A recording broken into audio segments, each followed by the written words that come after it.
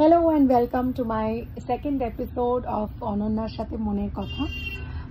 কালকে বন্ধু নিয়ে কথা বলেছিলাম, আশা করি আপনাদের ভালো লেগেছে।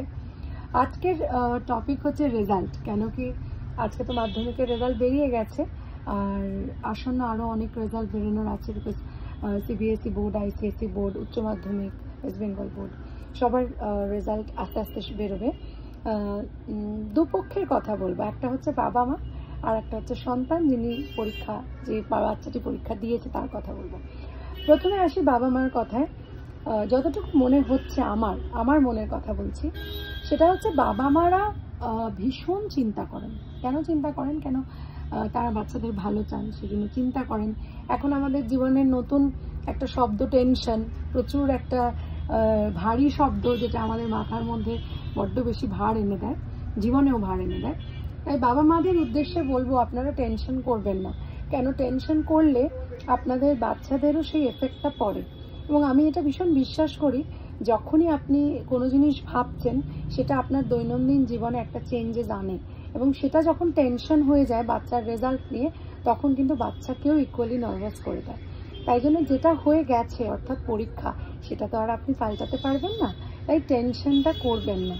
বাচ্চার যেটা হবে সেটা একদম ভালোভাবে ওয়েলকাম করবেন। অ্যান্ড আই বিলিভ যেটা করেছে সেটাকে এনকারেজ করবেন। যদি একটু আধটু ভুল হয়ে থাকে, যদি রেজাল্ট খারাপ হয়ে থাকে, তাকে মরালি সাপোর্ট করবেন যে হ্যাঁ, হয়ে গেছে ভুল, কিছু করার নেই। জীবনের বড় পরীক্ষায় ভুল হয়েছে, কিছু এসে যায় না। যখন পরের পরীক্ষাটা দেবে আরেকটু ভালো করে পড়ে পরীক্ষা দেবে। আমার মনে হয় বাবা মাদের বাচ্চাদের পাশে থাকার কিন্তু এটা একটা ভীষণ ক্রুশিয়াল মুহূর্ত। কারণ রেজাল্ট বেরোনোর পর ওদের মনের অবস্থা কিন্তু বোঝা আমাদের পক্ষে সম্ভব নয়। কারণ এখন পড়ার চাপ অন্যরকম, এখন ভবিষ্যৎ গড়ার চিন্তা বাচ্চাদের মধ্যে অন্যরকম। তাই ওদের সঙ্গে থাকুন, এটা আপনাদের বাবা মা হয়ে আমি আপনাদেরকে রিকোয়েস্ট করব, আমি একজন মা হয়ে আপনাদের রিকোয়েস্ট করব। এবং বাচ্চাদের উদ্দেশ্যে বলবো, তোমরা যদি স্টুডেন্ট হয়ে থাকো আর আমার যদি এই ভিডিওটা দেখে থাকো, বলবো জীবনটা ইটসেলফ একটা পরীক্ষার প্ল্যাটফর্ম, কেমন? তাই জন্য এই ছোট ছোট পরীক্ষাগুলো যেগুলো হয়ে যাচ্ছে, সেগুলো শুধুমাত্র তোমার পুঁথিগত যোগ্যতা, তুমি কতটুকু অর্জন করেছো সেইটার মাপকাঠি। কেমন? তুমি অ্যাজ এ পার্সন কিরকম, সেটার মাপকাঠি কিন্তু কেউ কখনো দিতে পারে না। কারণ তুমি বড় হচ্ছ, তোমার চেঞ্জেস হবে, তুমি ভালো চিন্তা করলে তোমার নিশ্চয়ই জীবনে ভালো হবে। তাই পরীক্ষার রেজাল্ট যদি ভালো হয়, তাহলে তার তো আনন্দের কোনো শেষ নেই, নিশ্চয়ই খুব ভালো। এক্সপেকটেশনের ঊর্ধ্বে ভালো হলে আরও ভালো। কিন্তু যাদের এক্সপেকটেশনের নিচে হয়তো হবে, বা হয়তো তোমরা নিজেদের স্ট্যান্ডার্ড মিট করতে পারলে না, অনেক পড়েছো কিন্তু কেন এই সাবজেক্টটা খারাপ হয়ে গেল, সেটা নিয়ে বেশি ভাববে না। যেটা হয়ে গেছে সেইটা নিয়ে ফোকাস করবে না।